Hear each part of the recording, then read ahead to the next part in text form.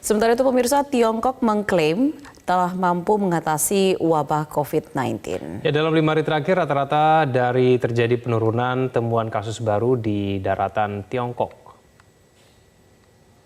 Bali akan mengelilingi kota Beijing untuk melihat apakah perkembangan seperti yang disampaikan oleh banyak media maupun pemerintah setempat bahwa kondisi di China khususnya sudah mulai kondusif. Ini adalah agenda perjalanan Dubes RI untuk Republik Rakyat Tiongkok dan Mongolia, Jauhari Oratmangun, pada 5 Maret 2020. Selama perjalanan dari kantornya, Jauhari ingin menyampaikan pengalaman bahwa kondisi Beijing mulai bangkit dari wabah virus corona. Kondisi di jalan bisa kita lihat bahwa aktivitas ekonomi, khususnya pergerakan kendaraan, pergerakan barang dan pergerakan manusia sudah aktif kembali. Belum seperti normal, tetapi mungkin sudah mendekati normal. Inilah situasi sore hari di Beijing. Klaim bahwa Tiongkok sudah mulai bisa mengatasi wabah COVID-19 ditandai dengan kunjungan Presiden Tiongkok Xi Jinping ke Wuhan. Wuhan adalah salah satu wilayah yang diisolasi sejak wabah COVID-19 merebak Januari 2020 lalu. Kantor berita Tiongkok Xinhua memberitakan Presiden Xi bertemu dengan para petugas medis, pejabat militer, dan relawan warga sipil, bahkan bertemu beberapa pasien COVID-19 di kota Wuhan. Berdasarkan data Komisi Kesehatan Nasional Tiongkok, ada 61.400 pasien yang sembuh dari virus COVID-19, sedangkan yang meninggal 3.158 orang. Dalam 5 hari terakhir, terjadi penurunan temuan kasus baru di daratan Tiongkok. 新增确诊病例和新增疑似病例连续5天保持在2位数。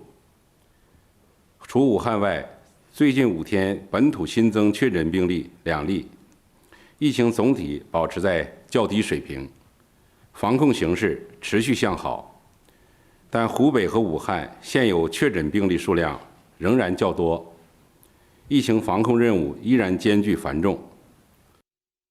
Semakin menurunnya jumlah pasien corona di Tiongkok, maka 11 dari 14 fasilitas umum yang difungsikan sebagai rumah sakit sementara di Wuhan, Tiongkok, sudah tidak beroperasi lagi. Cara Tiongkok memang berbeda. Keputusan mengisolasi kota bagi Tiongkok dianggap efektif untuk menekan penyebaran virus COVID-19. Tim Liputan, Metro TV.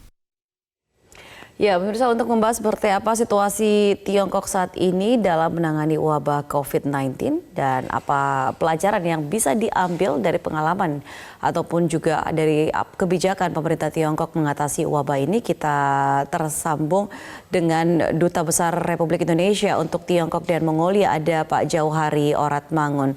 Selamat pagi, Pak Jauhari. Selamat pagi, Mbak.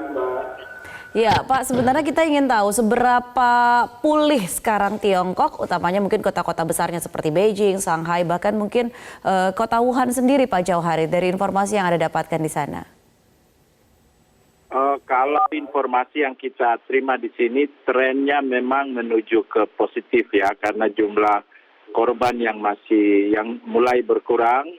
Kalau sudah ada 6 provinsi yang tingkatnya sudah 0, jadi tidak ada lagi korban COVID-19 di sana.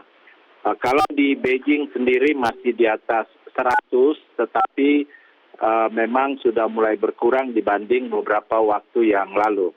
Di Wuhan sendiri itu Presiden Xi Jinping baru berkunjung ke sana dan sudah beberapa rumah sakit ditutup, perkembangannya juga positif, walaupun masih ada puluhan ribu di sana ya.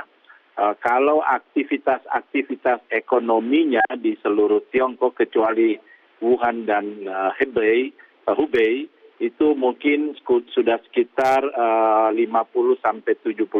mulai bergerak, pergerakan orang juga sudah dimulai, tentunya dengan memenuhi persyaratan-persyaratan ya, tidak yang bebas sekali. Jadi misalnya pergeseran antar kota itu atau antar provinsi harus dengan persyaratan-persyaratan kesehatan.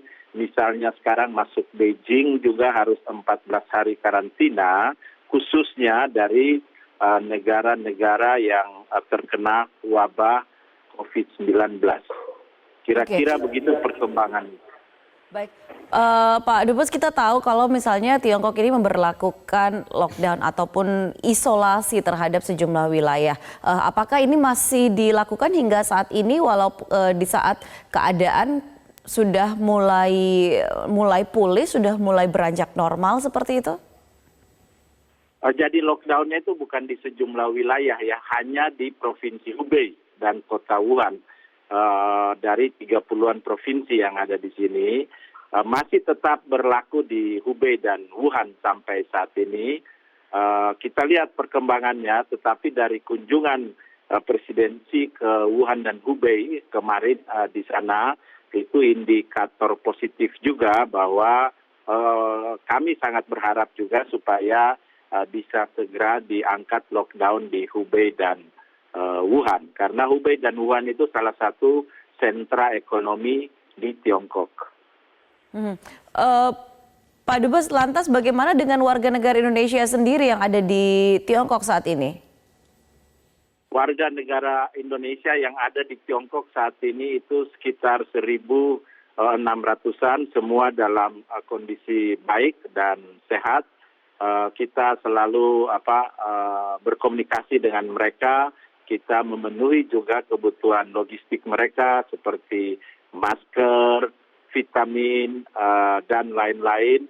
Dan so far itu rata-rata mahasiswa yang di sini, jadi mereka telah memulai kegiatan-kegiatan perkuliahan walaupun semua itu masih online dan rata-rata tinggal di dormitori di kampusnya, jadi pengawasan kesehatannya bagus.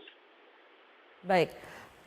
Lantas kalau kita lihat dari apa yang dilakukan oleh pemerintah Tiongkok sendiri, Pak Jauhari, Anda juga ikut mengalami ataupun juga menyaksikan secara langsung seperti apa kebijakan yang diambil. Kita tahu bahwa selain ada lockdown terhadap kota Hubei, maksud kami provinsi Hubei, kota Wuhan seperti itu, lantas apa lagi yang sebenarnya paling menarik dan mungkin bisa dilakukan oleh negara-negara lain dalam mengatasi wabah COVID-19 ini?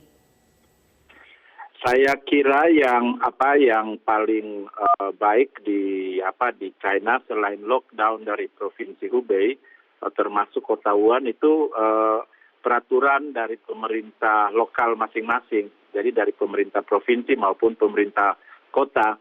Tapi yang lebih utama itu adalah masyarakat yang mengikuti tanpa harus panik dengan anjuran-anjuran yang diberikan oleh pemerintah yang saya sebut tadi, pemerintah kota, pemerintah lokal, dan disiplin masyarakat sendiri juga yang menjaga kawasannya sehingga bisa terdeteksi kalau ada pergeseran manusia dan orang, dan kemudian disiplin dalam aspek pencegahan, jadi seperti mencuci tangan, mereka yang sakit memakai masker, kemudian kegiatan-kegiatan yang sifatnya umum itu ditiadakan. Jadi seperti itu, lalu kalau bertemu orang menjaga jarak dan lain-lain. Jadi masyarakat secara disiplin menjalankan aturan-aturan atau anjuran-anjuran yang disampaikan oleh pemerintah. Oke, tadi Anda menyatakan bahwa masyarakat tidak panik. Kita ingat bahwa ketika awal-awal wabah COVID-19 ini muncul, sempat terjadi kepanikan seperti itu, sempat ada rush, kemudian orang-orang memborong masker, orang-orang memborong bahan makanan. Berapa lama kejadian itu terjadi di sana dan seperti apa upaya dari pemerintah Tiongkok untuk menenangkan masyarakat sehingga semua pun juga bisa tenang seperti yang Anda sampaikan, kemudian juga mengikuti semua anjuran ataupun juga apa yang telah disampaikan oleh pemerintah? Saya kira mungkin rasnya itu nggak seperti yang disampaikan ya, karena seperti saya yang di Beijing dan teman-teman di konsulat-konsulat lainnya, memang awalnya itu masker, tapi kemudian tetap di-provide oleh pemerintah, lalu disampaikanlah bahwa tidak seperti itu. Dulu kan kita beranggapan masker kan itu semua harus pakai begitu. Jadi tapi ternyata berkurang. Sekarang di Tiongkok pun pabrik masker sudah berproduksi secara maksimal lagi, malah kan pemerintah Tiongkok sudah memberikan bantuan juga kepada beberapa negara lain yang sekarang COVID-nya itu semakin merajalela.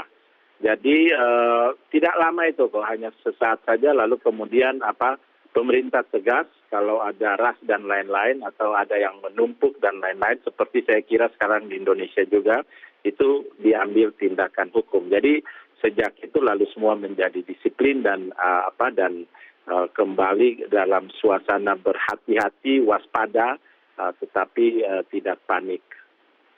Tapi apakah seluruh masyarakat di sana termasuk juga mungkin Anda, Pak Dubes, ini bisa mengakses informasi secara terbuka? Karena kalau kita lihat juga itu kan jumlahnya yang terinfeksi ini tidak sedikit dan juga mungkin ada yang meninggal walaupun juga di satu sisi yang sembuh juga banyak sekali. Tetapi ketika misalnya masyarakat tidak membacanya itu dengan seksama, tidak melihatnya dengan jelas seperti itu kan kesannya bahwa ini adalah sesuatu hal yang sangatlah menakutkan. Enggak, informasi di sini terbuka juga mengenai hal ini, tidak seperti yang disampaikan oleh Mbak tadi. Itu semua kita bisa dapat melalui WeChat, melalui Weibo. Weibo itu media sosial di sini, melalui pengumuman pemerintah yang rutin. Juga di sini kita dengan perwakilan WHO di sini. Jadi apa yang disampaikan itu selalu senada juga dengan yang disampaikan oleh perwakilan WHO. Malah kita bisa monitor itu live 24 hours. Jadi kita bisa monitor setiap saat perkembangannya pada saat kritis kemarin ya. Pada saat kritis menaik terus sehingga sampai sekarang pun informasi masih diberikan. Misalnya yang terakhir ini kemarin sore kita menerima informasi, menerima edaran lagi baik melalui WeChat, baik melalui media komunikasi lainnya bahwa sekarang ada misalnya ketentuan yang lebih ketat untuk orang-orang yang kembali dari negara-negara di mana COVID-19 sedang merebak sekarang.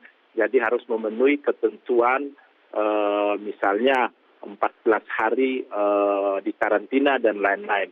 Contoh saja misalnya teman-teman dari KBRI yang tim 5 yang ikut kemarin dalam evakuasi, kemudian sudah di Pulau Natuna kembali ke sini setelah melalui proses 14 hari dan juga 14 hari di Jakarta, tetap harus self karantina untuk waktu yang ditentukan oleh pemerintah setempat dan juga oleh lokalnya. Jadi misalnya gini contohnya, kalau ada teman tinggal di satu apartemen, setiap keluar akan dicek suhu badannya, kembali juga akan dicek suhu badannya. Kita kemana-mana di tempat umum di sini akan dicek suhu badannya. Lalu kemudian misalnya tadi teman yang tadi harus 1 minggu atau 14 hari di apartemennya dulu sebelum ke kantor. Jadi ada pengawasan dan disiplin dari masing-masing orang dan juga dari misalnya di apartemen, di pusat-pusat perbelanjaan, kita ke pasar tradisional pun dicek suhu badannya. Kira-kira seperti itu. Termasuk juga yang datang kembali ke Tiongkok seperti itu, termasuk juga ketika misalnya WNI datang ke Tiongkok pun juga harus melalui prosedur pengecekan kesehatan dan juga karantina seperti itu. Baik, terima kasih Pak Jauhari Oratmangun, Duta Besar Republik Indonesia untuk Tiongkok dan Mongolia.